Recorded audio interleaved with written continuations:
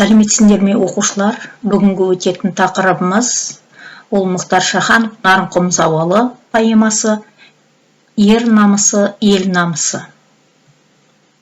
Оқу мақсаты шығарманы ұлттық құндылық тұрғысынан талдап, әдеби эссе жазу. Ер намысы, ел намысы, мына жерде бірнеше суреттер берілген. Тақырыбымызға сәйкес.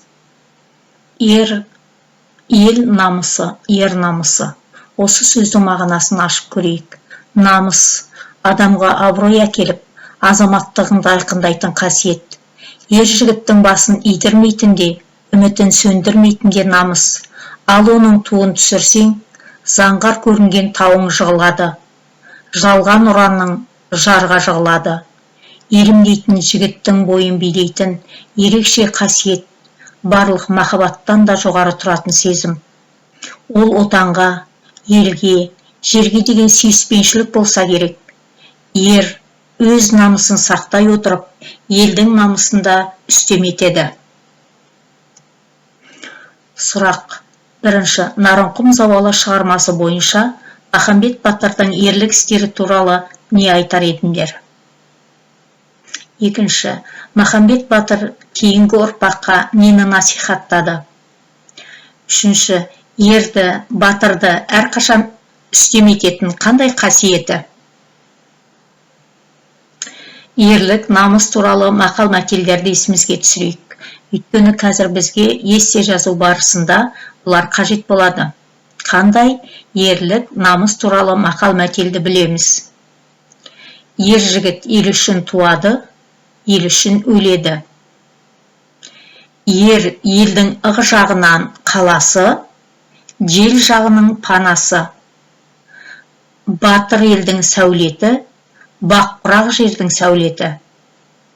Батыр туса, ел ырысы. Тапсырма. Берілген өлең жолдарын мұқият оқимыз.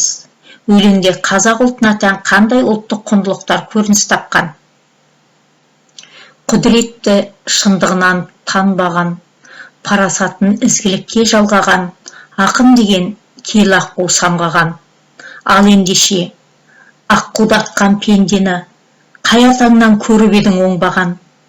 Бұл салада сен бірінші адамсың. Адам емес, сен бірінші надансың. Ел дәстүрін, ер дәстүрін қорғаған. Нақ мынандай қасиетсіз оқиға бұрын қазақ топырағында болмаған. Бұл өлеңнен қазақ ұлтына тән қандай ұлттық құндылықтар көрініс тапты? Өлең жолдарынан табамыз. Яғни бірінші шумағына жолына назар аударсақ, шындық, құдіретті шындық. Танбаған халықпыз біз. Осындағы құдіретті шындық. Екінші жолда парасатты ізгілік. Парасаттылық пен ізгілік бұл біздің ұлттық құндылықтарымыз. Келесі жолда ол ел дәстүрі бар. Ел дәстүрі бар. Елдің де дәстүрі бар. Ер батырлардың арасында да өзіндік дәстүр бар екен. Әділетсіздік, біреуге қиянат жасау, ол біздің ұлттық құндылықтарымызға тән нәрсе емес екен.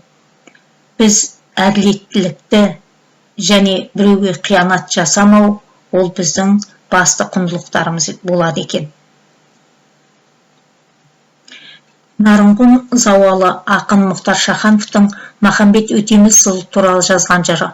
Бұл поэма Махамбеттің күрескерлік айбынын, ұлттық болмысын, ақындық тереңдігін, азаматтық парасатын танытатын ілгері шығарма саналады. Оған поэмадан бірнеше үзінді келтірейік.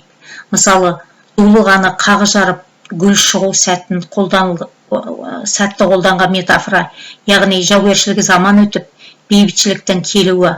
Ақын Махамбеттің монологы арқылы бүгінгі күнді жырлап отыр. Махамбет сынды ұлы ақынның тегеурінін, қаһары мен ойлығын бүгінгі поэзия аспанында жібек тордай жайып жіберуге ұмтылысы бар. Олармен қоса әдемі арман, ойлы мұң, үзеңгі қағыстырып биік мақсатқа бастайды. Сөйтіп лирикаға тән алау, от пен лап етпе сезім өмірі қызуы басылмайтын, алыстан көрінгенмен еш өшпейтін мәңгілік отқа айланады. Монолог үстінде көрініп отырған ақын сезімі сенімге айналып, сенімі сезімге ұласып, лирикалық толғаныс тамыры осылайша тармақты жатыр. Өлең шапшаңдық үдемелі жолмен өрістейді. Менің бассыз қалғандығым, сенің бассыз қалғандығың болмағай деген сөз түйіні толғаныс түрінде ойлану, байыпты бағдарлау саясатын таныса, ең соңғы шумақтағы дулығаны қақ жарып, гүл шыққанша жер астынан қарап жатам мен саған сөздер арқылы ақын сезімі шираған ең жоғарғы нүктеге көтеріледі. Жалпы ақын барлық өлеңдерінде осы үдемелі әдісті қолданады. Ақын өлеңінің негізгі идеясы ретінде батырлық, әділдік, ақындық, зор махаббатты ту етіп көрсетеді. Кері байланыс тапсырмасы: алдан жарқын күн шыққанша, кескініңді көрмейінше шаршаған, пасық ойлар тұншыққанша, дулығаны қақ жарып гүл шыққанша, жер астында қарап жетам мен саған деген жолдарындағы ақынның асқақ үнінен не байқадың? Автор бейнесін талдап, шағын көлемде эссе жазыңдар. Эссенің жазылу қадамдарын, ерекшелігін сақтаңдар.